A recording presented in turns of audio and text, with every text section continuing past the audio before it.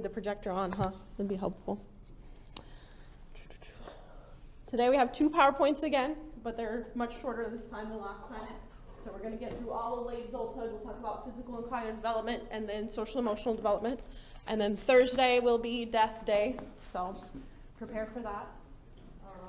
We'll see today if we have time for like discussion and stuff. We might have time, but I don't know if I'll have energy is the main thing. So we'll see when we get there. What else? Any other reminders? You guys have already asked me a few questions about your generational interview paper, so I know you've got that on your radar. That's due this Friday at midnight. So if you have any other questions with that, we can talk about it after lecture. And then final exam, again, will be offered both Tuesday and Thursday of next week. So you only need to come one of those times, either Tuesday or Thursday, to take the final exam. 20 questions. It'll be all over the quizzes. I've posted the quizzes we've got through so far, other than the one you just did, obviously. So I'll get quiz number 9 posted probably after class today. And then we will have one more quiz next time, but I think probably what I'll do on Thursday is I'll give it to you at the end and let you just take it with you. And then I'll just like give you credit for basically being here. I assume if you're here and you get the quiz, you'll do it. So, yeah. And will the quiz cover all the content over the whole term, or is it the final exam? You mean? Yeah. It's only the stuff from the midterm forward. Oh. Yeah. So I think that starts at quiz 5 is what we talked about. So yeah. So from quiz 5 going forward. Yeah. No. So final exam will be closed note, just like the midterm was. Yeah, but again, pretty much all the questions are going to come straight for your quizzes. So for studying, I recommend you just study those quizzes. Look at the blank ones I've posted on Canvas, and if you can answer all those questions on the quizzes without looking at your notes, then you should be good to go for the final exam. Any other questions about any of that? Okay. Okay. There's one like quiz 5, and it was, I don't think I was here either, so it was,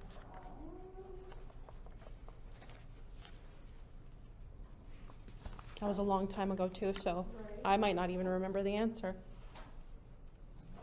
What percentage of teens report having used highly addictive drugs? It was 20, it's like 21%, somewhere in the 20s would be fully acceptable. Giving me so many different answers. So Yeah. I was like, I want to make sure I have the right answer. Yes, yeah, and I'm sure, because even probably the answer that I gave you of 20-something% might not even be correct, because that might be an outdated statistic. But When I looked at one of them from like last year, I was like, that yeah. seems like a very dramatic number. Yes, yeah. And I imagine COVID could have had mixed effects though, because it's like a lot of mental illness and substance use disorders went up, but also like teenagers might have had less access during that time because they're not in school.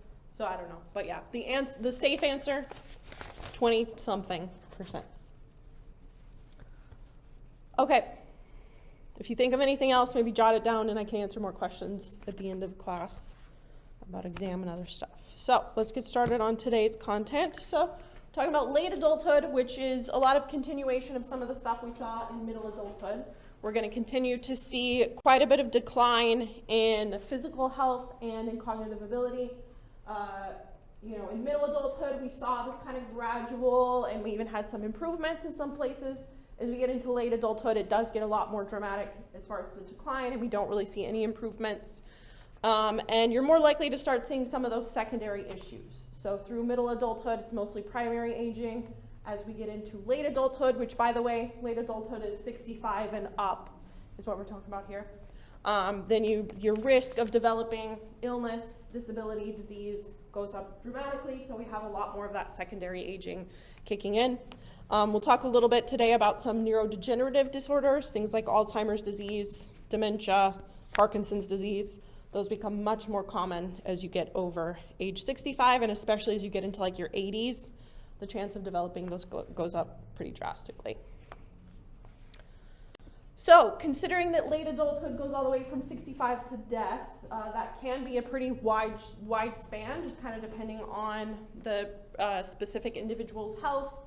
So let's talk a little bit about this idea of life expectancy first. So overall, life expectancy in pretty much all of the developed world has been gradually increasing for decades and continues to increase for the most part. We got to talk a little bit though about the difference between what's called healthy life expectancy versus maximum lifespan. So healthy life expectancy refers to what age you can expect to have like most of your functioning, to where you can be independent, you can continue to enjoy most of your hobbies, and you can take care of yourself basically. And then maximum lifespan is, as it implies, like what is the maximum amount of time that a human could theoretically live towards. And our life expectancy, our health life expectancy tends to increase, but we haven't really found ways to increase the maximum lifespan. So I'll talk more about that in just a second. So to start though, average life expectancy in the US currently is about 78, 77. It did actually go down for the first time in 2020. That was the first time it decreased in decades, maybe even centuries. And that was due mostly to COVID. So, COVID caused a lot of deaths kind of earlier than we typically see deaths. So that brought down the life expectancy by about a year or so, which doesn't sound like much, but considering that's the first time it's gone down, that's the pretty drastic effect that COVID had on our overall life expectancy. So, but again, in the US, it's about 78, 77. Life expectancy tends to be higher for women than for men. So for women, the average life expectancy is about 81, whereas for men, it's about 76. So on average, men tend to die earlier. That's due to, it could be genetic things. I think we talked about this a little bit before, but men typically have the XY chromosome. And because they don't have that second X chromosome, they're more likely to have mutations and things that don't have like that extra chromosome to override it. So men tend to have more genetic mutations that can affect their life expectancy. They also tend to have, just occupations and things that have higher risk for accidents and death. They're more likely, obviously, to, do things like being in the military or police officers or firefighters. So that's part of what contributes to that lower life expectancy for men versus women. And overall, because our life expectancy keeps going up, and as we talked about the last few weeks, the rate of birth is going down. People are having fewer children, and they're delaying those children later. Then our overall population in the US is getting older and older, and there's a pretty dramatic rise in that over the past 5 years or so, and that should continue to go up. So we have a larger proportion of our population that's older, which causes potentially all kinds of issues that we can maybe talk about later. So even though life expectancy is increasing in the US, we still lag behind some other developed nations. So Japan typically ranks first as the highest healthy life expectancy of all the developed countries. So the healthy life expectancy in Japan tends to be about 71 for women. So women in Japan can expect that up until 71, they can have full autonomy and independence. They're not going to have any major illness or disability that's going to impact their quality of life. In the US, women have a healthy life expectancy of about 67. So 71 in Japan compared to 67 in the US. So we tend to lag behind a little bit compared to other developed nations. And a lot of that is due probably to our diet, our sedentary lifestyle, our high levels of stress and work. We tend to devote ourselves to work a lot more than other developed nations do. So maximum lifespan tends to be about 120 is kind of like the upper limit of what a human could possibly survive to. The oldest verified human that ever lived lived to be 122. There have been some people that have claimed to be older than that, but typically there's issues trying to find their birth certificates or any sort of records that would verify their actual age. So 122 is the oldest verified human. That record was held by a woman named Jeanne Calment from France, and she lived from 1875 to 1997. So you can imagine just the massive range of things that she would have experienced in her life. That's hard to wrap my head around. Just some interesting little facts about her. One, she actually smoked cigarettes until she was 117 years old, but apparently she only smoked 2 a day. She would typically, I think, have one after lunch and then one before bedtime. And that was kind of her daily routine. She had a very strict daily routine that she followed for pretty much all of her adult life. She was very wealthy, so she had a very stress-free life. She didn't have to work or anything. She spent most of her days, like she would wake up early, she would pray and meditate. She'd have a good breakfast, spend time with her neighbors. She had all kinds of hobbies and things that she did. So that might be part of what contributed to that longer lifespan. She also had family members that had kind of higher than average lifespan, so there might be a genetic component to that as well. She also, I read some stuff a little bit about her diet, and she seemed to have a very varied diet. So she ate, all kinds of cuisine from all over the world. But one of the things I read was that she loved chocolate. She ate almost 2 pounds of chocolate a week or something like that. So she smoked cigarettes, ate a lot of chocolate, and yet lived to be 122 years old. So kind of surprising. And so, yeah, did you have a comment or question? Goals, that's where I want to be. Yeah, yes. Yeah. Did you hear that about Betty Davis? She smoked Yeah. and drank whiskey. Yes. And didn't she live until she was in her 90s? Probably. I have no, yeah. Yeah, it's interesting. A lot of times when you start digging into the history of these people that have really long lifespans, that's often the case, that they have some weird quirk. But then it makes me wonder, if she hadn't smoked, would she have made it to 125 or something? Did that impact her in a negative way, or is there something about her that she wasn't affected? Chocolate and the cigarettes kept her alive. Maybe, yeah, who knows? The happiness in life. Yeah. Yeah, Leah. I mean, at a certain point, everything is just declining. Everything's going downhill. You're starting to forget your Yes. kid's name. Do you really want to live past 122, the oldest? Yeah. I personally would. It sounds like she was pretty healthy though, up in until Pretty happy. yeah. So I don't know. I think if I could keep my cognition, if my cognition could stay intact and I could be healthy enough that I can take care of myself, then I'd be fine living to 120. But if it gets to the point where other people are having to take care of me, I'm a burden to other people, then yeah, I probably wouldn't want to live much longer than that personally. But yeah, who knows? So yeah, and there's been all kinds of research and science into trying to push that limit, past 120, and it seems like that's really kind of the upper limit for humans, and there's maybe not a lot that we can do without some very serious advances in technology that we haven't gotten to yet. So that seems to be pretty cap that we can't get past is around 120. And even 100, I think, again, my statistics here might be a little bit outdated, but this is only 5 out of 10,000 people in the U.S. live to 100. So even getting over 100 is pretty unlikely, even in a developed country like the United States. So I'd say average about 78 is kind of what your life expectancy most people can expect, assuming you have a relatively healthy lifestyle and no other complicating factors. Okay, so now let's talk a little bit about some of the physical and cognitive changes that take place during this time. So first, let's talk a little bit about the nervous system. So again, we kind of tend to see similar continuation of what we saw in middle adulthood. So remember, in middle adulthood, we started to have some loss of myelin. Now in late adulthood, we start to lose some of the neurons altogether. So some of those neurons are dying off. A lot of that is due to just exposure to toxic materials, sort of buildup. We'll talk about Alzheimer's disease, but there's buildup of some waste materials in the brain that can also cause death of neurons. And then also just that programmed cell death that we talked about, all those aging things, shortening telomeres, et cetera, that all contributes to these loss of neurons. It happens particularly, so it's happening all over the brain to some extent, but especially in the prefrontal cortex. So remember, that's the last area to get myelinated, and then it's also the first area where we lose myelin and we start to lose neurons in that area as well. So remember, prefrontal cortex, important for those executive skills, things like regulating emotions, planning ahead, making decisions, etc. You also see quite a bit of neuron loss in a structure called the corpus callosum, which I don't remember if we've talked about, but that's kind of this web of neurons that connects the right and the left hemisphere, and it allows for synchronized activity across those hemispheres of the brain.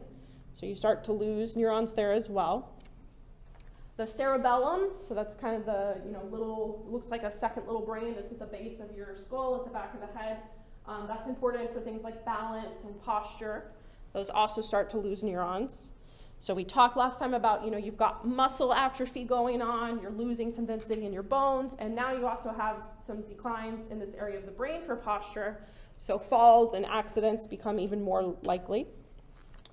Another area of the brain that's highly affected is the hippocampus, which is important for developing new memories. So we'll talk in a little bit with cognitive declines that memory is one of the things that's really affected by aging, and that's probably partially due to those losses of neurons in the hippocampus. I will say, so even though you're losing some neurons, your brain does continue to have the ability to grow some new fibers, is what they're called. So like if you think of remember what a neuron looks like, you've got the soma, kind of the head, the main part of the cell, and then sticking out of that is the long axon that connects it to all those other neurons. So those neurons can grow new connections by growing their axons longer and kind of growing like new little tails that splinter off so they can kind of make up for some of that neuron loss. You also do get some new neurons entirely, but that's very rare and it doesn't happen a lot. Definitely not a lot, not enough to compensate for the loss of neurons. So the main way that the brain compensates, again, I think we talked about this a little bit last time, is that it starts calling on other areas to do the same task. So instead of one part of the brain being really devoted to a particular task, you start to recruit lots of areas of the brain to do the same thing.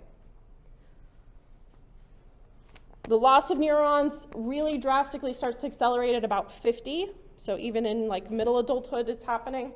By the age 80, we've had about a 10% loss in neurons or volume of the brain.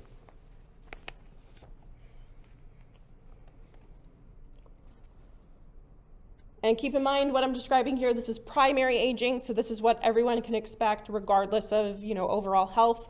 We'll talk more at the end of this PowerPoint about like Alzheimer's, which is where you get some secondary aging on top of this as well.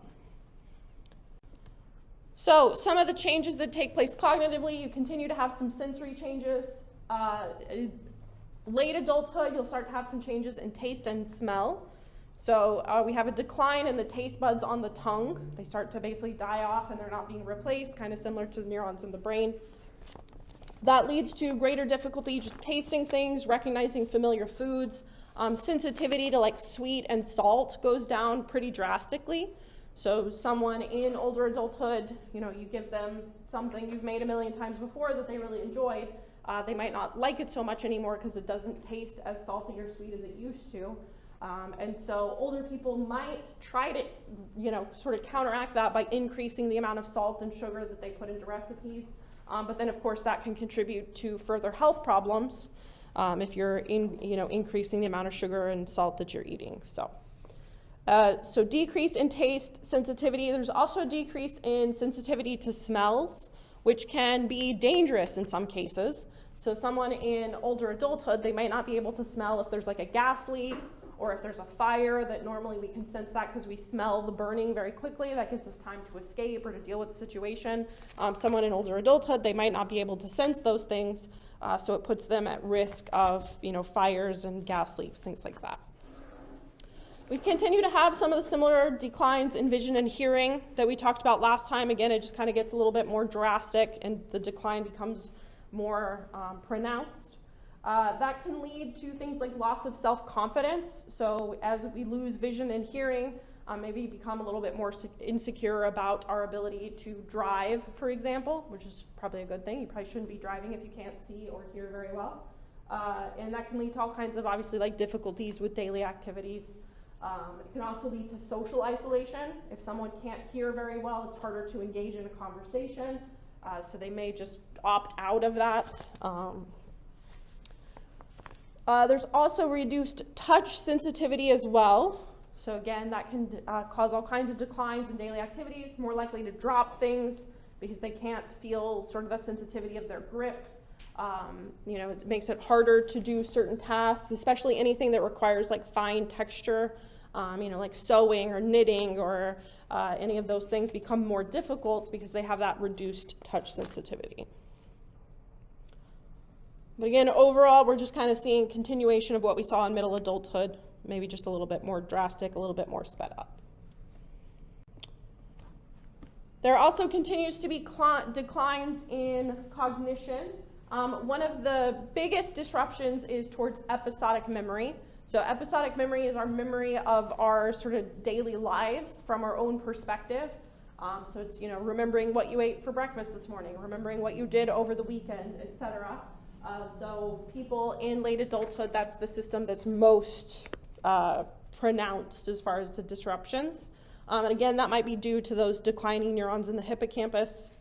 There's also just slower processing, kind of relating back to that fluid intelligence. So things like working memory, our ability to work in the moment, becomes even more declined. The reminiscence bump refers to this kind of strange phenomenon that if you have, let's say you have someone who's in like their 70s, and you ask them to try to recall different things from different time periods in their life, people tend to have much more memories for the age of about like 15 to 30 compared to any other time in their lifespan. So I can kind of draw that out as a graph. So we have like birth over here, and then we can go by like fives.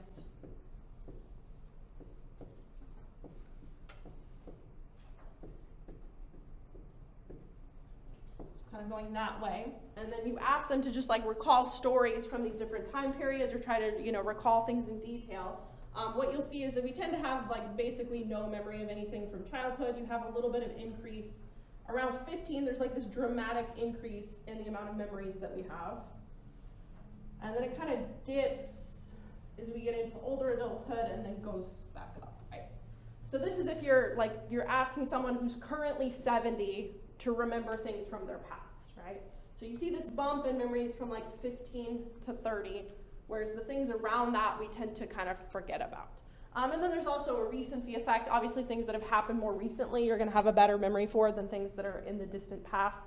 Like if I asked you what you had for breakfast yesterday, you probably would be able to tell me. If I asked you what you had for breakfast a month ago, you're probably not going to be able to tell me just because of how long ago it is, right? So this right here is the reminiscence bump. We have this increase probability to recall things from this time period of about 15 to 30. And part of that is probably due to, like, if you think of the things that happen during that, right? You're probably going to have your first real relationship around like 15 or 16. So that's going to be this event that's going to stand out. There's all this emotion and things that are tied to that. You're going to graduate high school. That's going to be exciting and amazing. You're going to maybe go to college and meet a bunch of new people. You're going to graduate college. You're going to start a new career. You're going to get married. You're going to have kids. Like there's all these new amazing things that are kind of happening in this time period. And then from like 30 on, especially like 30 to 65, most people are going to have same career. Their days are all going to kind of blur together because you're going to be doing about the same thing every day. So you're not going to have a lot of stories and memories during that time period. So that's referred to as the reminiscence bump. Some of this, I didn't put it on here, but maybe I should have. Some of this also contributes to our perception of time passing. So you guys might have heard of this. You may even be experiencing it now, that the older you get, the faster time seems to go. Like as a kid, you might remember that summers felt like, just infinitely long. Like you get done with the school year and it feels like summer is just like this long, amazing thing that you have all the time in the world to do whatever you want. Now, summers pass in like the blink of an eye. And part of that has to do with just our perception of memories, the things that we remember, etc. There's some evidence that the more new stuff you do, the less you have that like time shrinking perception thing.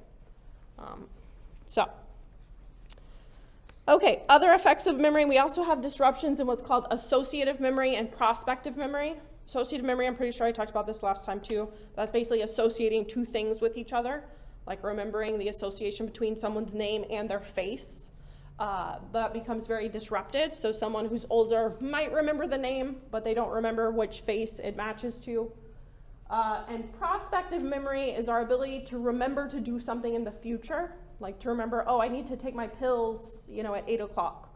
Or, I have laundry in the washer. Whenever I get home, I need to move it to the dryer. So like remembering something that we need to do later on, that also is severely affected as we get older. So people have issues with remembering to do the things they're supposed to, which of course as we get older, we have more disease and illness, there's more medications we need to take, more things we need to be remembering to do, but then our prospective memory is on the decline, so there's kind of this, right, like paradox of difficulty trying to remember those things. So overall, memory is declining. There are some types of memory that are less affected. In general, what's called implicit memory, which is things that like we can't necessarily verbalize very well. So implicit memory would be, for example, like muscle memory. So remembering how to do a particular task. Things like just familiarity is another type of implicit memory that is not as nearly as affected as we get older compared to some of these other types of memory.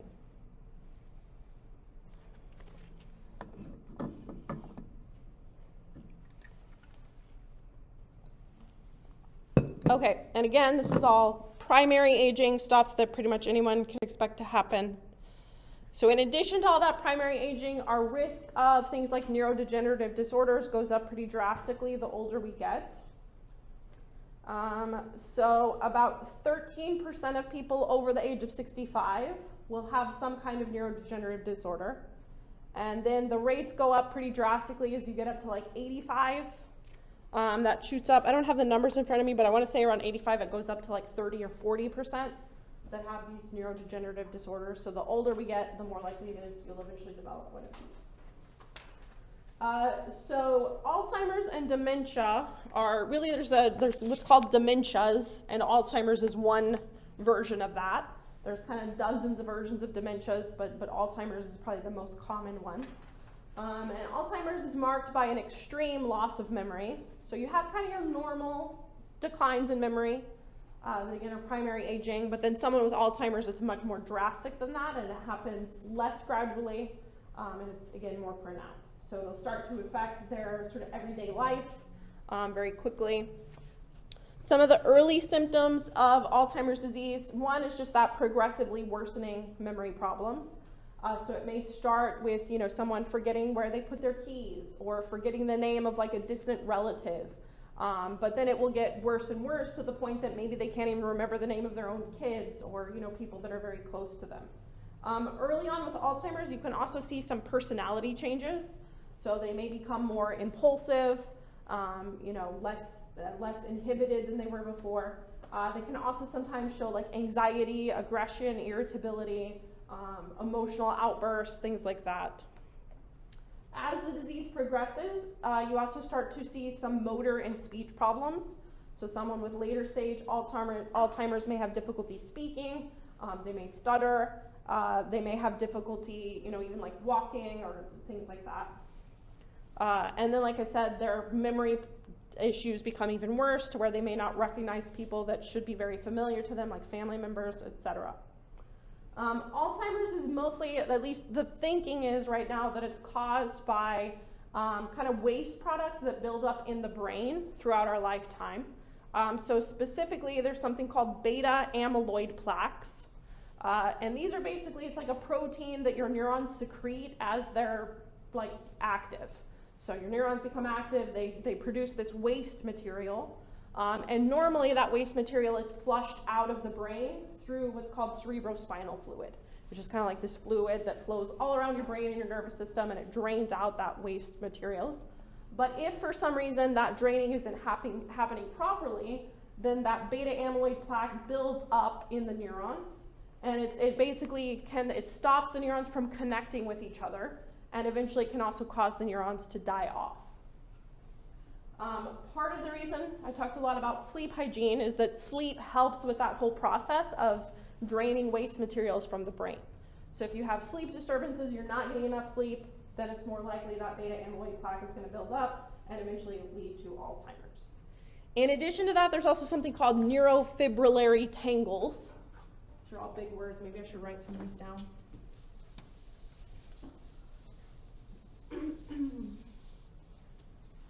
So we've got beta amyloid plaques,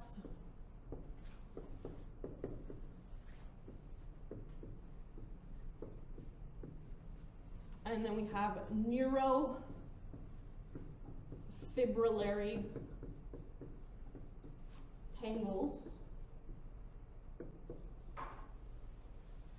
And these tangles are inside the neuron. So beta amyloid is outside the neuron. It kind of like surrounds the neurons. Neurofibrillary tangles are inside the neuron. It's like these string-like structures that get tangled up in the axon. and that also stops the neurons from communicating with each other. And so over time, if you have both of these building up, then the neurons in the brain can start to die off, and that's what causes a lot of these symptoms of Alzheimer's. Now, one of the difficult things with Alzheimer's disease is that this isn't something you can see in like an MRI or a CAT scan. They're very, very like tiny, right? So the only way we can see these is after someone has died, taking their brain and sectioning it and looking at it under a microscope. So it's very hard to diagnose Alzheimer's with like 100% certainty because there's not really like a physical marker we can see that makes us 100% sure that someone has Alzheimer's or not. So really diagnosing it is based on assessing kind of some of the symptoms that I've been talking about. What else do I want to say about Alzheimer's? I think that's the main thing. And so again, just keep in mind, Alzheimer's is a type of dementia. There's lots of other types of dementia, but they have kind of similar, overlapping symptoms and causes, etc. I guess some of the risk factors for Alzheimer's, so there's genetic predisposition, especially for what's called early onset Alzheimer's. So early onset is anything that happens before 65. So if someone has a family member who's been diagnosed before 65, then it's much more likely that they could inherit that genetic predisposition. Sleep, I already talked about, is a risk factor if you have, poor sleep habits. In addition, things like diet and exercise, of course, also contribute to risk of Alzheimer's as well. It's been shown that the best diet to help prevent Alzheimer's is the Mediterranean diet, which again, I think we've talked about in here before. That's like high in vegetables, maybe fish is the main meat source, things like olive oils, etc. Avoiding, high sugar, things like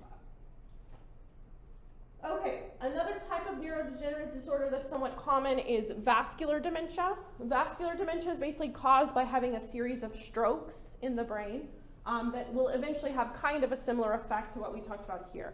So a stroke is usually caused by like a blood clot in the brain that blocks the blood flow. And so then since the blood isn't flowing to the brain, then those neurons that are supplied by that blood flow will die off because they're not getting like the oxygen and glucose and stuff that they need to survive. So especially if someone has a series of strokes, they have multiple of them over a time period, then that can sometimes lead to vascular disorders, including vascular dementia. And then some of the symptoms of that will be very similar to Alzheimer's and the other dementias. Another neurodegenerative disorder that's not quite as common as these others is Parkinson's disease. So Parkinson's disease is really affecting mostly the motor areas of the brain. So someone with Parkinson's, they will develop all these motor issues, basically. So early on, it usually starts with like a tremor in the hand. So they may kind of shake, especially if they're trying to do something that requires like really fine movement. And then that will progress to affect the rest of the body. They may have tremors in their muscles. They also typically will have like rigidity, and it can be very hard for them to initiate movements. So if they go to try to walk or something, it's like their body is kind of stuck and they can't move properly. And that is Parkinson's disease is mostly due to a particular area of the brain called the substantia nigra.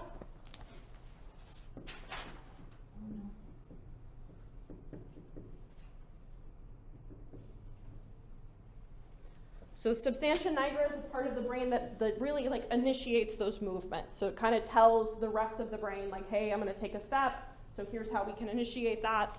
And the neurons in this part of the brain, they stop producing dopamine is kind of the main thing. So normally this area of the brain uses dopamine as the main neurotransmitter to communicate.